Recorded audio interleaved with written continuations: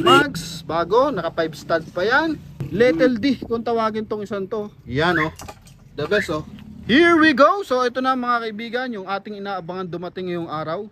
Jeep oh. So mapapansin mo sa front area, FPJ yung dating. Then dito naman sa side, mapapansin mo fully aircon yan mga idol. So pwede mo siyang gamitin Metro Manila or province. So bagay na bagay to sa'yo. Kung ikaw nag-hasyendero, talaga naman the best na the best to mga kaibigan. Gulong pa lang oh. Mapapansin mo pa lang sa kanyang mags is may presyo na talaga yan. And same time guys, makikita mo naman, usually pati kanyang axle, tie rod is stainless, no? Then meron pa siyang ano dito, LED light, busina niya napakaganda, no? And yung kanyang shock absorber mga kaibigan, makisig din. Then ito guys is naka knuckle. Yan oh, bungo yung disenyo ng kanyang gulong, ng kanyang axle. And ito yung kanyang side na mags, no? Yan. So medyo makapal pa yung gulong. So if ever naman guys, sabi na may-ari, if ever na request gustong palitan yung gulong, pwede naman, madaling pag-usapan. And same time guys, yung kanyang sidings, so meron pa siyang step board. Yan. Running board, stainless din. Yung kanyang mat guard, so stainless pa rin. So purong stainless to mga kaibigan. And eto, pakita natin ng bagay yung kanyang loob. So ito guys, may alarm. So kala mo kotse. May alarm tong isang to. And mapapansin mo, napakaganda ng kanyang steering wheel.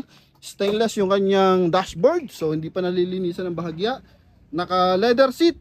Yan. Okay, so ito naman yung kanyang ceiling.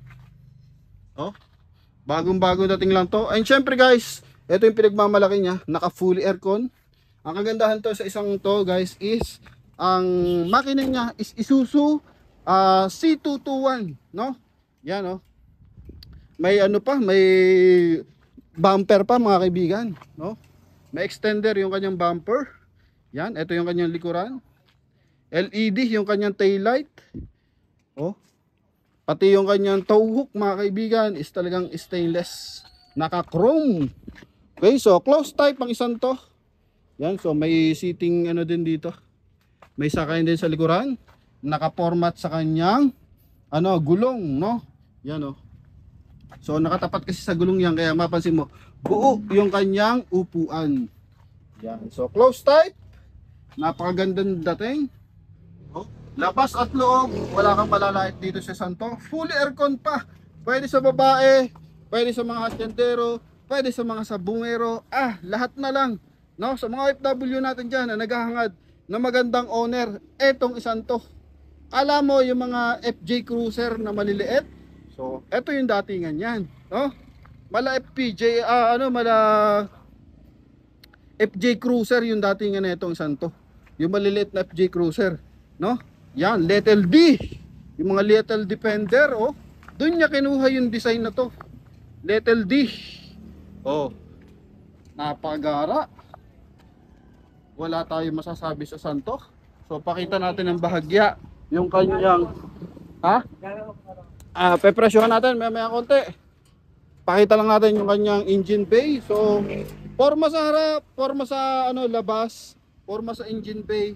Talagang wala kang dito, malalait, no? Kisig na makina Isuzu to Isuzu C221. Bagong dating lang, kagagawa lang kahapon, pinakintab lang ngayong araw, and ngayong araw guys, dinisplay na. So November 12. So mapapansin mo yung kanyang pangilalim. Ito.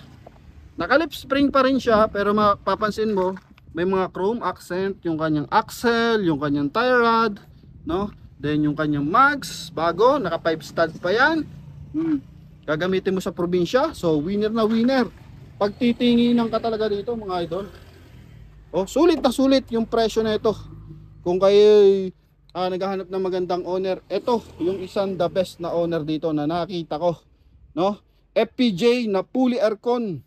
Oh, stainless pati flooring. So pag ganitong klase guys, manawa man kayo, ibenta nyo, mataas pa rin ang presyo na ito mga lods. Oh, di ba? Kasi suwabing-suwabi ka naman. Wala kang tulak abigin sa isang to. Oh. Fully aircon. Oh. Grabe. Yung kanyang fender guys, naka-wrap around pa. Oh, connected hanggang sa kanyang rear area. Oh, pakita natin yung kanyang pangilalim. Pati kanyang fuel tank is guys, naka-stainless pa rin. Oh, tow hook stainless, stepboard stainless. So lahat ng pinag-uusapan natin dito stainless. Same time, kung gagamitin mo sa negosyo, pwede rin. May hacienda ka, may nakuha kang mga tag dito, mga produkto mo galing sa mga bukid, so panalo. Then gagamitin mo na Metro Manila, pamporma lang ang hanap mo. Etong isang to, the best. Mags pa lang at saka disenyo pa lang ng design, so napakaganda mga kaibigan. Little D kung tawagin tong isang to, FPJ na Little D.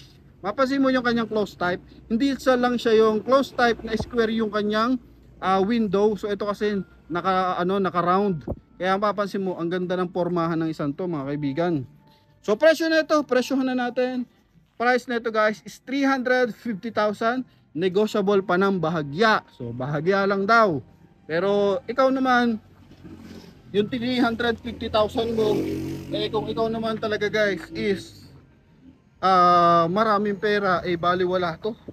Hindi mababayaran yung pormahan ng ganito, no? Kahit yung 350,000 mo pag nagpabuo ka ng ganito, kukulangin eh. So itong isang to, mababa ng presyuhan. Nakita ko na itong ganito guys sa mga event, pero mahal to. Usually nasa 600,000, pero ito is 350,000. Panalo ka na ito. Oh, pwede sa car show to no? Sa may mga EB dyan. So ito, panalo to. Ganda ng forma, 'di ba? Wala kang tulak kabigin sa isang to mga kaibigan. Oh, busina natin. Kung ano bang klase yung busina niya. Patay. Naka to guys. Di ako marunong mag-operate nito. Ayaw. Ayun. Busina. Oh, di ba? Win-win. Oh. May alarm pa, mga kaibigan. So, napakadalang na owner na merong alarm. So, ito pa lang 'yun, no? Kaya sa ating mga buyers diyan. So, ito na. Best of the best. May remote. May remote to. May remote yan kasi may alarm siya Oh. 'Di ba? Yan The best Okay? Kaya sa ating mga buyer diyan, so 350,000 negotiable ng bahagya. So, pwede nyo na itawag to mga idol. Kung ito yung natitipuan nyo, so itawag nyo na agad. And pwede nyo na ito i-reserve para makita nyo na kung gaano kaporma itong isang unit natin na to. Makisig na makisig talaga. Oh, grabe. Alam mo yung papasyal ka lang sa iyong mga bukirin, or papasyal ka lang kung saan saan man, pamalengke, no? Ang liit Mas maliit pa to sa mga hatchback. Halos isang di pa lang tong bahagya. Oh, may tinatapos tayo dito na ganyang klase, pero maikli rin, automatic naman yon. Pero ito kasi closed type, full aircon na manual transmission. Then isuso pa yung makina. So the best talaga. Makintab, simula pang ilalim hanggang bubungan. Talagang makintab na makintab mga bossing, mga idol. Wala ka talaga malalait, no? Lumabas na yung magaling manlait sa isang to dahil sa presyo, pero tingnan mo naman, chassis pa lang yan grabe. Woo! Mariosep. Kinis. Makinis na makinis yan. Clean to, may differential di ba? Tambutso niya stainless din. Mariosep. Tama naman, fully yung kanyang tayo dito, fully bolt yung kanyang lip spring. Kaya the best. Yun naman sasabi ko dito. Win-win. Pailawin na natin ang bahagya to. Makita natin, i-hazard nga natin na makita natin. Kaso hindi natin alam kung nasa ng hazard. Saan ba hazard? Saan natin? Wala, hindi ko makita. So anyway, the best of the best. Ito, ayun. Hazard ba yun? Tama. Yan hazard mga bossing. Kinis kahit bukas yung pinto. Kintab. Angas. Dito masasabi natin dito mga kaibigan. Asal dyan. Diba? Simple pero the best yung dating. Bango pa ng loob. Madalang na yung ganitong klase mga idol. Sobrang dalang na. Patayin natin yung hazard niya. Okay na. Off natin yung kanyang engine. Pa-off naman siya.